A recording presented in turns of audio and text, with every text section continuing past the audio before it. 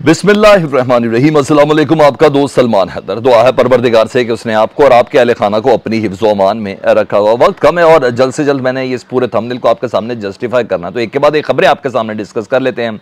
मैं supreme court की hearing, bench और PDM का कौन सा मुतालबा माना गया और अब हाँ इस अदालत का हुक्म मानना भी उनके ऊपर लाजिम होगा, वहाँ तक तो मैं आपको डेफिनेटली लेके जाऊँगा। आज सारा दिन की हैपनिंग्स भी आपको बतानी है, फिर किस तरह ये फैसला हुआ।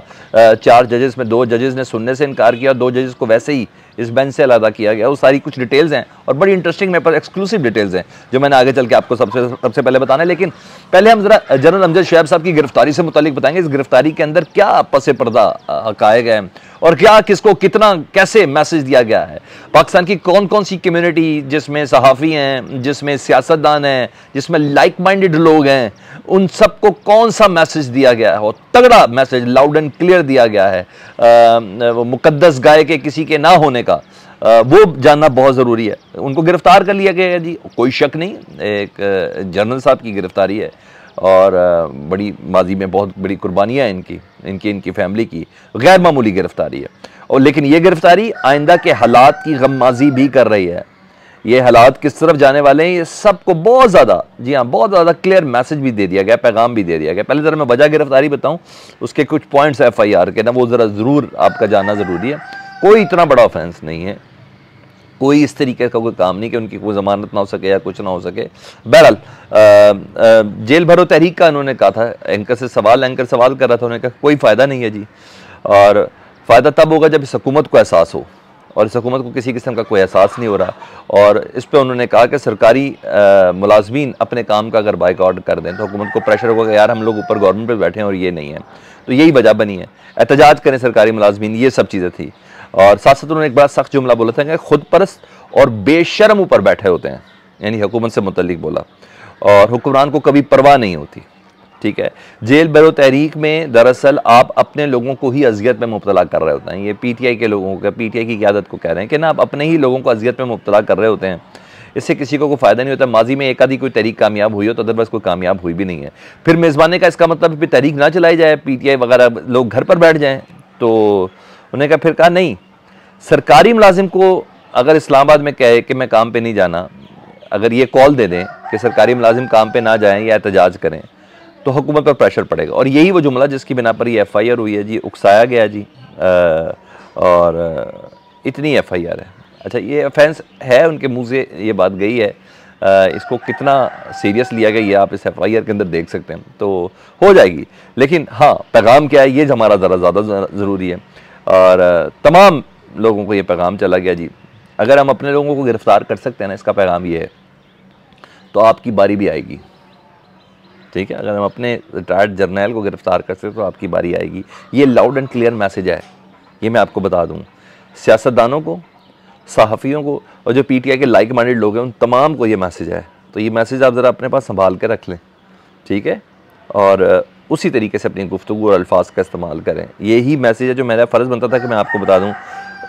कह दिया गया कि हमारे लिए कोई मुकद्दस गाय नहीं है, हमारा जर्नल भी हम ले आए हैं सामने, तो प्लीज़ इस चीज़ का ध्यान रखें। ये लाउड एंड क्लियर मैसेज दिया गया है। 7 रोज़ा जिस्मानी रिमांड मांगा गया, फिर फैसला महफूज किया गया, फिर 3 रोज़ा जिस्मानी रिमांड उनको दे दिया गया। हाँ, एक स्टेज ऐसी आई थी कि जब जनरल अमजद शुएब साहब अपने दौर की अपने खिदमात का बता रहे थे तो माहौल काफ़ी गमगीदा हो गया था, काफ़ी रंजीदा हो गया था, और आबदीदा भी हो गए उसमें बुकला और ये वो।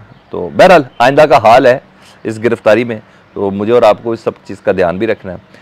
फवाद चौधरी साहब ने रद्दअमल दिया है, खैर सोशल मीडिया पे तो रद्दअमल बहुत तगड़ा आ रहा है। फवाद चौधरी साहब का बड़ा प्रिसाइज़ है, उन्होंने कहा 80 साल के फ़ौजी जर्नैल की गिरफ्तारी मज़ीद नफरत और बेचैनी ही फैलाएगी, और हुकूमत जोश से नहीं होश से काम लेने का ये वक्त है। मुल्क संगीन बुरानों में खड़ा है, मज़ीद ये ना करें और इस तरह की चीज़ें जिससे मज़ीद बेचैनी फैले। और सोशल मीडिया पर बहुत तनकीद है, रिहाई का मुतालबा भी है जनरल अमजद शुएब साहब की। तो बहरहाल ये सिर्फ गिरफ्तारी नहीं है, बहुत सी चीज़ें क्लियर है जी। दूसरा जी, 23 फरवरी का हुक्मनामा जारी हुआ और खुद नोटिस केस के हवाले से, वो जो पंजाब और KP के इंतखाबात के हवाले से था कि तारीख बेंच तोड़ दिया गया जी। उसी नोटिस की बिना पर समाअत पहले 11 से 12 बजे की, बेंच में मुख्तलिफ मुलाकातें होती रही हैं मीटिंग रूम में ना, तमाम जजेस की मीटिंग चलती रही है 11 से 12 बजे, 12 से 1:30 बजे, फिर 1:30 बजे के 1:40 पर हुक्मनामा भी जारी हो गया और कोर्ट रूम में मीटिंग होती रही। और हमें ये लग रहा था कि भैया फुल कोर्ट आएगा, नहीं, उन्होंने कहा डालने का कोई चक्कर ही नहीं है जी, और 2 जजेस जिसमें जस्टिस एजाजुल हसन और जस्टिस मज़ार अली अकबर, जिनसे मुतल्लिक़ यह था कि इन्होंने अपना कंसेंट शो कर दिया भाई, वो नोट दे के जिस नोट की बिना पर चीफ जस्टिस पाकिस्तान ने सुओ मोटो लिया है, वो कंसेंट शो कर दिया, इसलिए उनको इस बेंच से निकल जाना चाहिए। वो अपना काम वैसे कर चुके हैं, ये सुओ मोटो ही बड़ा लाजिम था, वो खैर हो चुका। मेरे हिसाब से जस्टिस मज़ाहिर अली अकबर नकवी साहब, जस्टिस एजाजुल हसन अपना बेसिक काम कर चुके हैं। तो भाई सुओ मोटो होना चाहिए, मफाद आमा का मामला है, पाकिस्तान का जो आइन है एक बहुत बड़े आइनी बहरान की तरफ पाकिस्तान जा रहा है। मेरा ख्याल है कि ये अपना काम कर चुके थे, तो इन दोनों ने माजरत कर ली इस बेंच का हिस्सा बनने से, बहुत अच्छी बात है। पीडीएम का भी यही मुतालबा था, यानी अब अदालत ने पीडीएम का एक फैसला तो मान लिया, एक मुतालबा तो माना है ना, तो मुझे ये भी उम्मीद कर लेनी चाहिए कि अदालत का फैसला भी वो मानेंगे। अच्छा, जिसके बाद ये हम कहा था कि शायद कोई फुल कोर्ट बनने जा रहा है या कोई और जजेस, जस्टिस काजी फायजी साहब इसके अंदर शामिल होने जा रहे हैं, नहीं, फिर जस्टिस याया और जस्टिस अतर मिनल्ला ने भी साइड पे हो गए, यानी 4 जजेस 9 रुकनी बेंच में से justice Ejazul Hasan, justice Mazahir Ali Naqvi, justice Yahya और जस्टिस अतर मिनल्ला, ये लोग जी साइड पे हो गए। जस्टिस मंदोखेल हैं, जस्टिस मंसूर हैं, ये लोग हैं, अगर ये 4 जजेस सामने हो गए। तो अदालत ने अब तक जितनी देर मेरे पास पहुंची है खबरें, तो हम नए बेंच की बजाय अदालत ने कहा कि कल 9:30 बजे समाअत होगी, कोशिश होगी कल कम से कम समाअत मुकम्मल कर लें, यानी फैसला यह महफूज हो सकता है या कल रात को फैसला भी दिया जा सकता है। अदालत इस हद तक एग्रेसिव वे में और फ्रंट फुट के ऊपर है इस केस की सीरियसनेस को जानते हुए, और उन्होंने कहा बाकी 5 रुकनी जो बेंच है ना, वही इस केस को ऐसे सुनता रहेगा। तो गुड न्यूज़ फॉर एवरीवन। मेरे लिए, मेरी नज़र में जस्टिस एजाजुल हसन और जस्टिस मज़ाहिर अली अकबर अपना काम कर चुके थे। वो नोट बहुत ज़रूरी था, मफाद आमा डिक्लेयर करवाना इस मामले को बहुत ज़रूरी था, पाकिस्तान के आइनी बहरान पैदा होने वाला है इसको करना बहुत ज़रूरी था। तो दोनों जजेस ने दे डिड देयर बेस्ट, और अब जारी बात इतनी चीज़ें मिलाइन हो गई थी, कल को फैसला होता तो फिर ये भी पीडीएम ने बहुत अच्छा खासा शोर डाला था। ओके, साइड पे हो गए, दे डिड वर्क। तो बड़ा मज़ेदार काम हुआ है, अगर मेरी नज़र से देखें तो बहुत ही मज़ेदार काम हुआ। तो अभी ये 5 जजेस हैं, अभी ये फैसला करेंगे। अगर चीफ जस्टिस उमरता बंदियाल की टोटल सवाबदीद है, प्रेशर पुशर कोई नहीं है, उनकी सवाबदीद है, किसको रखें किसको ना रखें, ठीक है। तो जस्टिस काजी फायजी साहब और जस्टिस हसन रिजवी, इनका कोई फैसला नहीं हुआ, ये अभी तक तो नहीं हुआ। मुझे नहीं पता कि कल के दिन कुछ हो जाए या ऐसी कोई चीज़ हो, लेकिन अभी तक आप इत्मीनान रखें कि ऐसी कोई चीज़ नहीं है। अच्छा जी, ये तो हो गया ये चीज़ें, और कल 9:30 बजे से इसका काम शुरू हो जाएगा, यानी हम कल समाअत मुकम्मल हो जाए। अदालत कहा है चीफ जस्टिस ने कि हमारी पूरी कोशिश होगी ये हो जाए। दूसरा, हुकूमत ने ना जेल भरो तहरीक के हुकूमती जो लोग हैं उन्होंने अब थोड़ी आवाज़ें बुलंद करना शुरू कर दी हैं नाइंसाफ़ियों के ऊपर। नदीम अफजल चंद, जी हाँ, पहले पीटीआई में थे, दोबारा पीपल्स पार्टी में जाके, उससे पहले भी पीपल्स पार्टी में थे। उन्हें कहा शाहपुर जेल में सियासी कैदियों को कसूरी चक्कियों में बंद करना जुल्म है, मुलाकात ना कराना गलत बात है, खाना बाहर से ना ला के देना ये भी गलत है, पानी ना देना ये भी जुल्म है। वर्कर होता है चाहे किसी भी पार्टी को, मतलब अपने लोग ही ना कंडक्ट से मुतमईन नहीं है, तो ये बताना ज़रूरी था। अच्छी बात है, दूसरे सफ़ों में भी इस तरह की आवाज़ बुलंद हो, अच्छी बात है, उम्दा बात है जी।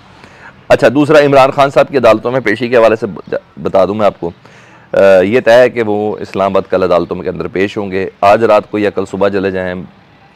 जी हाँ, ये कंफर्म है कि उन्होंने जाना ही जाना है। बाबर रहमान साहब भी कंफर्म कर चुके हैं, फवाद चौधरी साहब भी तस्दीक कर चुके हैं, खान साहब कल अदालतों में पेश होंगे। सेशन कोर्ट में उन्होंने पेश होना है जी।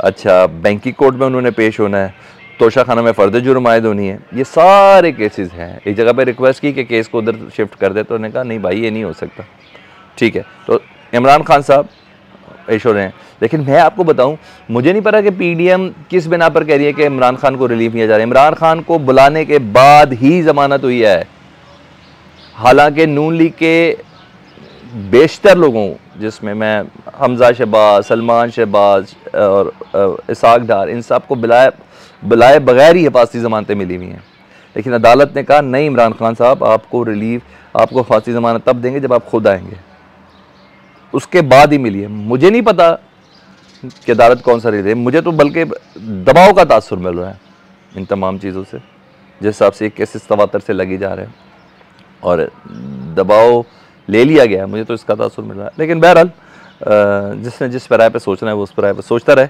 और कल का दिन बहुत अहम है जी, बहुत अहम है। अदलिया को रिलीफ दे नहीं रही और बहुत सी चीज़ें ये देखने वाली हैं। दूसरा, शहबाज गिल के लिए अच्छी खबर है जी, जो इनकी एफआईआर थी ना बलूचिस्तान हाई कोर्ट ने वो खारिज कर दी है।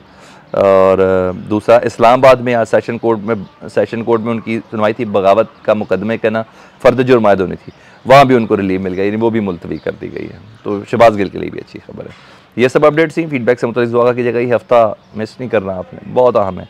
अल्लाह पाकिस्तान को सलामत रखे, परवरदिगार पाकिस्तान को ता क़यामत रखे और मजबूत रखे, एक लागर हालत में नहीं, एक मजबूत हालत में रखे। फीडबैक से मुतल्लिक़ ज़रूर आगाह कीजिएगा। अपना बहुत ख्याल रखें। अल्लाहुम्मा सल्ली अला मुहम्मदिन व आले मुहम्मद।